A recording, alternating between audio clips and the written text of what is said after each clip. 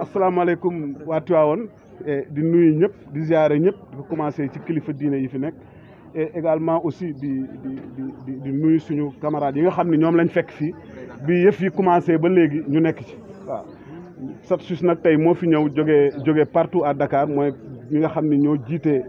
syndicat wu technicien supérieur de santé yëpp domaine yëpp ñoo fi daje tey et doon waxtaan ak askan wi ñëw également fekk si ñi fi nekk di leen jàppale di ànd ak ñoom ci xeex bi nga xam ne ñoo ko bokk.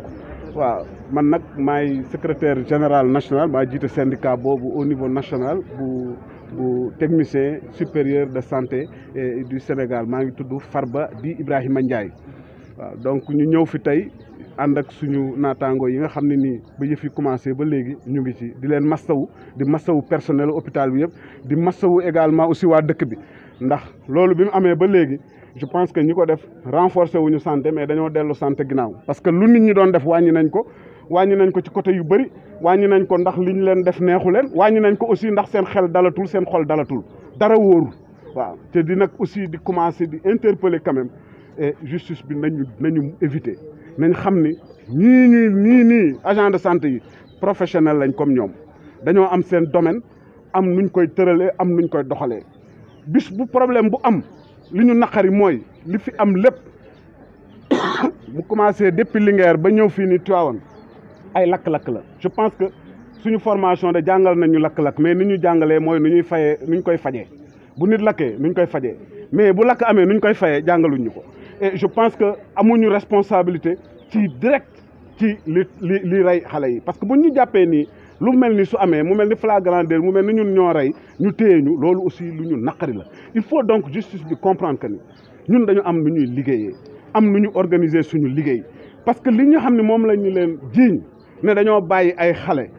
yu ndaw ay tout tànk yoo xam matuñu mbala ñu juddu wéruñu ñu defal leen yóbbu leen service bi ñuy wax ni mooy service néonatologie ñu bàyyi ñu ne dañ leen faa bàyyi ba tax loolu arrivé leen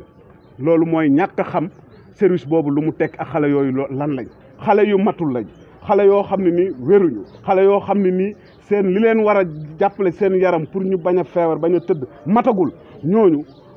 nekk ak ñoom buñ koy def sax da ngay sol masque def lépp moytu dara taq leen moytu leen indil sax lu leen mën a gàllankoor ba nga xam ne ñooñu wéet bi ñu leen di bàyyi ñuy wéet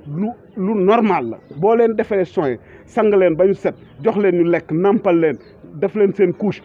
taal lampe bi sax da nga leen ko war a defal veilleuse teg leen ñu nelaw nga génn dem toog def leneen liggéey raxas matériel bi nga doon defee soin enregistré li nga doon def loolu mooy li nga xam ne mooy suñu liggéey suñu mel nii amatee dañ leen di ñaan ñu woo les professionnels yi nga xam ne ñooy professionnels de santé foo ci dem am na ñoo xam ne nii mooy ki yore service de santé et des soins infirmiers parce que ay soins infirmiers la nga woo leen laaj leen nan la nit ñi waroon liggéeyee waaye bu noo toog sa bureau rek di def say imagination di génne say phrase di génne ay texte affaire yoo xam ne nii ñun mënuñ ko comprendre loolu moo waral li fi am yëpp ñuy jàpp agent de santé yi surtout ñi nga xam ne mooy les agents ñi ñu yaakaar ni ñooy ñu ci gën a néew doole ñu ngi nax seen bopp nag parce que gënuñ cee néew doole ndax gënuñ ñoo ci ëpp tey ñoom ngay dem amul suba amul guddi amul ngoon amul mu tàng amul muy taw amul muy neige foo dem heure boo demee di nga leen fekk ci seen place su liggéeyukaay ku wàcc rek keneen jël sa place loolu nag ci porte bi la ba ngay àgg ci morgue bi foo mën di dem service boo dugg ñooñu ñoo fa nekk donc ñooñu tey boo foogee ni ñoo néew doole ba tax nga bugg leen a faagaagal heure bu problème amee seen li nga xam ne nii moo nekk origine yëpp problème yi ngeen teg ko fële ñëw attaqué leen safara su tàkk du explosé mais du benn yoon xanaa kay kuuk doy na waaye kuuk li ñuy nekk nag kuukaat troisième kuuk la ñuy nekk pour jéem a xool réellement fan la problème yi nekk je regrette bu fekkoon ne ay sanction te ay agents yu deful dara moo mënoon régler problème bi ba ñu jàppee waa Linguère yi créé leen leneen lu mel noonu du fi am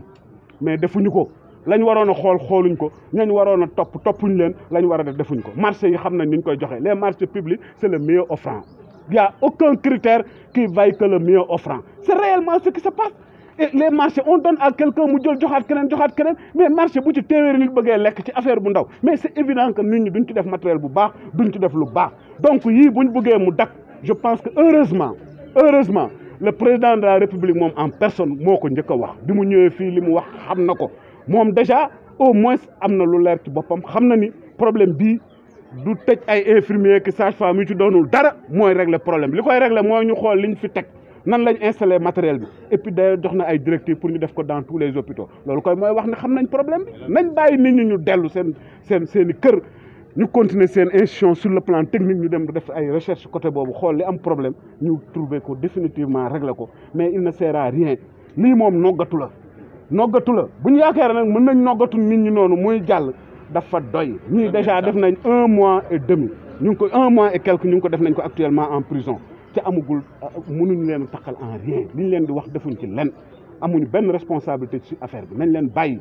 surtout ñu ngi jëm nag tabas ñu ngi koy wax nag le président de la république di ko formuler nag avec toute la discipline qu'il y a de grâce libérer nos camarades qui rentrent chez eux wax ci ñu bàyyi leen ñu dem ñibbi seen kër dem tabaski ji seen kër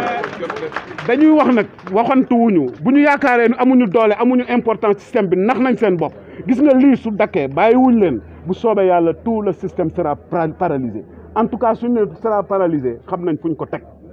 am nañ fuñ ko teg te loolu moom duñ ci dellu ginnaaw waaw parce que jusqu'à présent ñun gisuñ ci benn responsabilité directe buñ ci am sooy woo benn soo ñu kii buñ fa newoon dinañ def ni mais non li njëkk am kay mooy yow da ngay moytu donc vraiment ñu ngi demander solennellement que ces camarades là soient libérés ñu passé ci seen tabaski seen kër ay responsables lañ ils peuvent bénéficier mun nañu bénéficier wu vraiment de liberté provisoire en attendant ñu continuer seen parce que